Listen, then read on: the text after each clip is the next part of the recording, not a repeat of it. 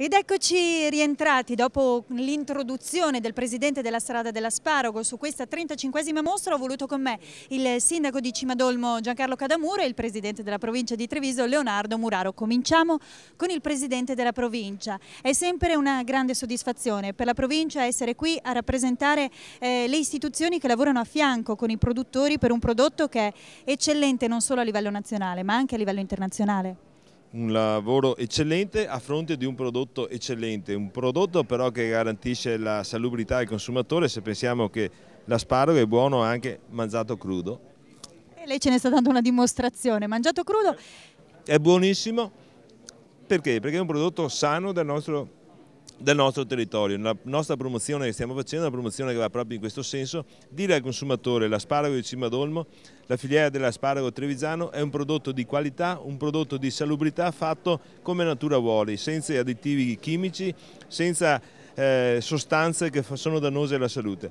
Il successo di questa 35esima edizione è sotto gli occhi di tutti. Sì, credo proprio di sì, innanzitutto perché c'è stato un coinvolgimento veramente importante, innanzitutto dell'amministrazione comunale, della provincia, della regione e del Ministero delle politiche agricole, e quindi credo, e la Proloco naturalmente, che è stato veramente il trainer di tutta l'attività di promozione di questo tipico prodotto, che non è solo un buon prodotto da mangiare come fa il Presidente della provincia, è un prodotto che promuove anche il territorio. Abbiamo parlato prima, ci sono diversi gemellaggi con lo asparago bianco di Badoere, con il prosecco di Valdobbiadene, con il verdiso di Combai e con il pesce di Caore, quindi tante attività che promuovono il territorio. Presidente, facciamo un augurio per il futuro, visti i tempi,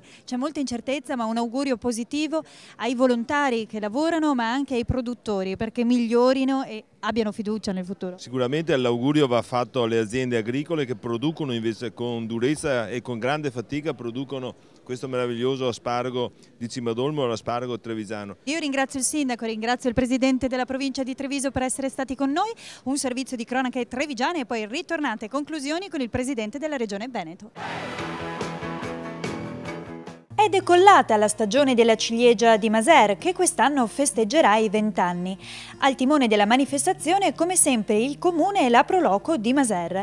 Il sindaco Daniele De Zen illustra le iniziative. È un anno particolare, un anno speciale, proprio perché questa amministrazione ha voluto credere tanto su questo prodotto. Le principali caratteristiche sono quelle di promozione del territorio, far conoscere ulteriormente, è già conosciuto in parte, per far conoscere ulteriormente il nostro territorio dal punto di vista turistico e di prodotti tipici. Domenica 23 maggio a Maser di scena un mercato agricolo straordinario. Venerdì 28 festa dei giovani, sabato 29 concerto del Radio String Quartet Vienna in Villa Maser e nello stesso affascinante luogo domenica 30 maggio la mostra della ciliegia. Sentiamo per l'assessore all'agricoltura della provincia di Treviso l'impatto di questo prodotto. La ciliegia di Maser, quella dei Colli Asolani, rappresenta circa 700 quintali di produzione su una settantina di aziende agricole che lavorano, 50 ettari circa di territorio dell'Alta Marca Trevigiana, i Colli Asolani.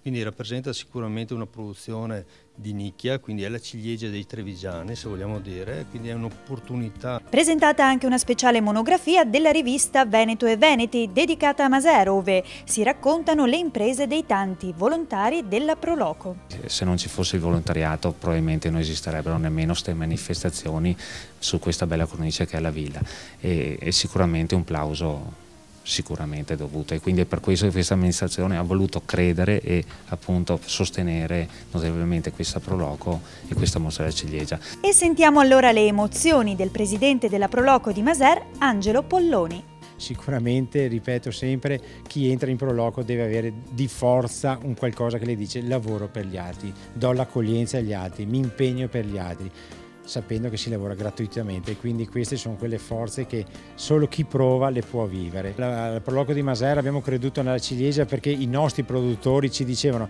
dove possiamo andare noi con la ciliegia? E 20 anni fa chi ha iniziato diceva: forse un giorno ci sarà un futuro. Oggi essere in questa conferenza stampa a Treviso è l'orgoglio di aver creduto 20 anni fa ha pochi frutti, che oggi invece a Maser sono molti di più, non sono tantissimi, ma sono quel tanto che basta, per cui venire a Maser, acquistare le ciliegie a Maser, venire alle manifestazioni a Maser è sempre ripagato il tempo che uno ci dedicherà.